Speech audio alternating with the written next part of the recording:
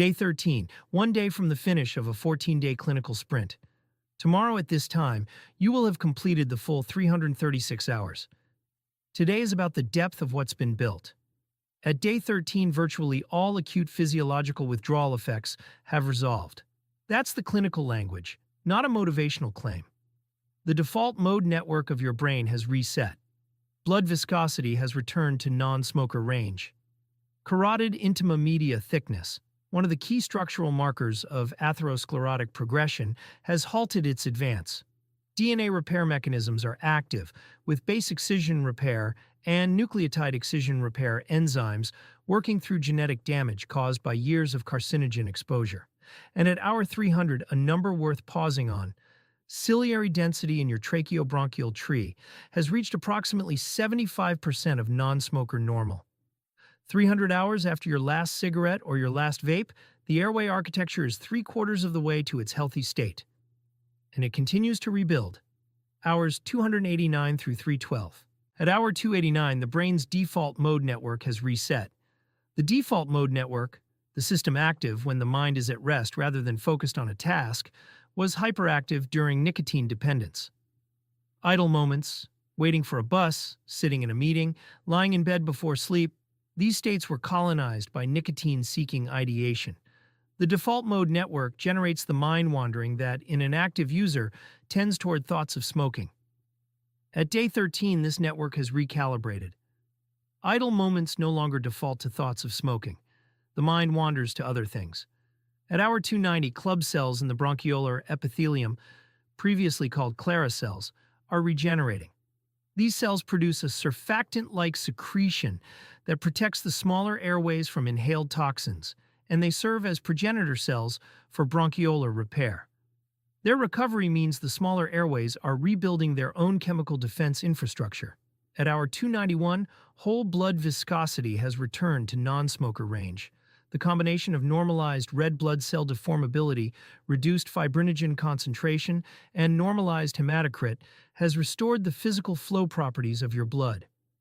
Blood flows more efficiently through every vessel, a systemic improvement that affects tissue perfusion everywhere simultaneously.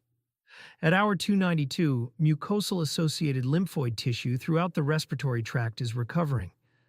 The immune barrier of the airways, the distributed lymphoid structures that intercept pathogens before they penetrate deeper tissue, is being rebuilt layer by layer. Respiratory immunity is strengthening. At hour 293, cutaneous wound healing velocity has improved measurably.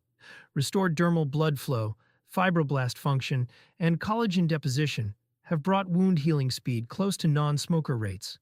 The body's repair machinery is operating at or near full capacity. At hour 294, serum adiponectin, an anti-inflammatory adipokine that smoking suppresses, is increasing further. Higher adiponectin levels contribute to insulin sensitivity, reduced hepatic glucose production, and anti-atherogenic effects in blood vessels. Multiple anti-inflammatory mechanisms are working simultaneously. At hour 295, cognitive flexibility is fully restored. Set shifting ability, the capacity to switch mental strategies when a situation demands it, is back to normal. The rigid tunnel vision quality of thinking that characterized nicotine dependence and its withdrawal is gone. Problem solving feels more fluid. At hour 296, gustatory receptor cells on the tongue are approaching non-smoker sensitivity. The taste recovery that began in the first week has progressed to near full restoration. Food, in its full range of flavors, is accessible again. At hour 297, post-exercise heart rate recovery has improved. This is a measure of cardiovascular fitness and autonomic nervous system function. How quickly heart rate returns to resting level after exertion. A faster recovery time reflects improved vagal tone and cardiac autonomic regulation. Physical recovery after activity is noticeably faster than it was at day 1. At hour 298, DNA repair enzyme systems, base excision repair, and nucleotide excision repair are actively working through genetic damage caused by carcinogen exposure. This is not future tense speculation. These repair processes are operating continuously at the cellular level, correcting oxidative lesions and bulky adducts in DNA that smoking's carcinogens produced. The genetic damage is not permanent. The repair machinery is running. At hours 299 and 300, neuroplasticity is solidified. New non-smoking habit loops are neurologically established, requiring less willpower because they're no longer competing against a dominant addiction circuit. And ciliary density in the tracheobronchial tree has reached approximately 75% of non-smoker levels. 300 hours, three-quarters of the way to a structurally normal airway. At hour 301, carotid intima-media thickness progression has halted. This is a significant clinical marker. Carotid intima-media thickness, IMT, is measured by ultrasound and reflects the cumulative structural damage of atherosclerosis in the carotid arteries that supply the brain. Smoking accelerates IMT progression through endothelial injury, oxidative stress, and chronic inflammation. At day 13, that progression has stopped. The plaques that exist are not growing. The damage to the arterial wall is no longer being compounded. The atherosclerotic process has shifted from active damage to stabilization. At hour 302, dendritic cell antigen-presenting function has normalized. These critical cells, which serve as the immune system's intelligence network, capturing antigens and presenting them to T cells to trigger specific immune responses, are functioning with restored precision. The adaptive immune response is becoming properly coordinated. At hour 303, facial skin perfusion has normalized. The characteristic pallor of chronic smokers, caused by years of nicotine-driven cutaneous vasoconstriction, is reversing. Facial skin is better oxygenated, better nourished, and better capable of appearing the color it's supposed to be. The visual transformation that others may notice before you do is driven by this vascular recovery. At hour 304, leptin receptor sensitivity has normalized. Leptin is the satiety hormone. It signals fullness to the brain and regulates appetite. Smoking dysregulates leptin sensitivity, contributing to the appetite dysregulation of both smoking and early cessation. At day 13, appetite regulation has stabilized. Eating patterns are returning to normal rhythms. At hour 305, the amygdala prefrontal cortex connectivity has normalized. This connection is critical for emotional processing. The amygdala generates the emotional response. The prefrontal cortex modulates it. During addiction and withdrawal, this circuit is dysregulated. Emotional responses are exaggerated and the prefrontal modulation is impaired. At day 13, the connection is balanced. Emotions are felt fully but manageably. At hour 306, laryngeal epithelium is healing. Ranke's edema, chronic vocal cord swelling associated with smoking, is beginning to resolve. Voice clarity may be noticeably improved. Vocal range may be returning. At hour 307, peripheral vascular resistance has normalized. Blood flow to extremities, fingers, toes, has fully recovered. The hands and feet that nicotine's vasoconstriction kept persistently cool are now receiving normal perfusion. At hour 308, pro-inflammatory cytokines, including IL-6, TNF-alpha, and CRP, are declining toward non-smoker normal. The cytokine profile of your blood, which told a story of chronic systemic inflammation for years, is reading a different story now. Inflammation reduction is occurring simultaneously in the airways, the blood vessels, the joints, the skin. At hour 309, retinal arteriolar caliber is normalizing. The microvascular constriction in the eye, which smoking maintained, is easing. Ocular blood flow is improving. Macular degeneration risk, which is significantly elevated in smokers, is beginning its long-term decline. At hour 310, bronchial hyperreactivity is further reduced.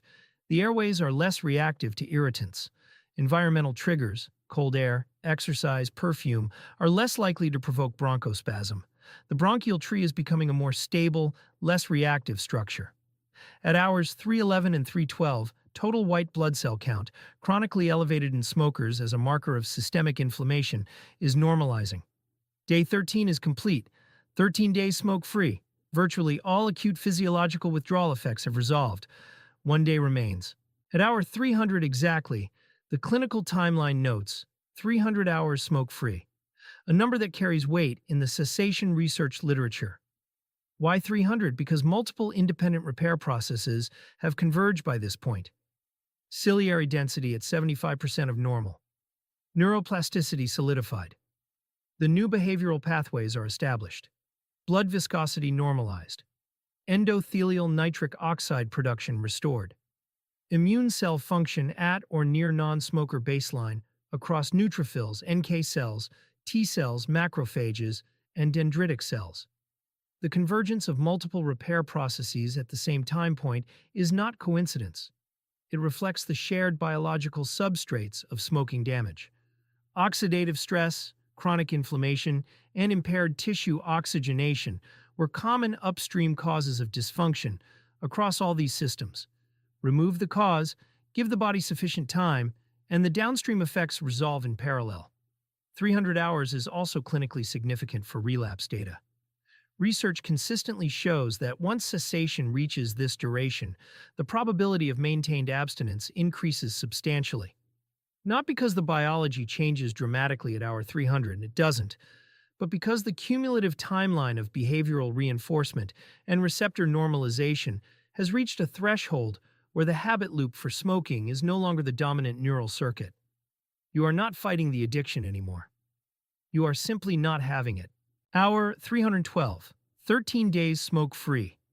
Virtually all acute physiological withdrawal effects have resolved. That is the clinical summary.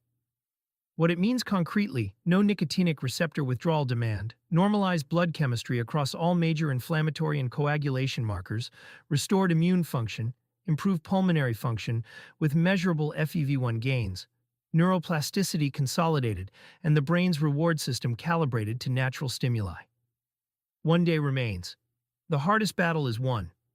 What follows tomorrow is the completion of a structural transformation that has been occurring continuously since the first minute after your last hit. Tomorrow is day 14. The sprint ends. Brain receptor density returns to non-smoker baseline. Habit loop replacement is complete. The cancer risk trajectory has changed direction.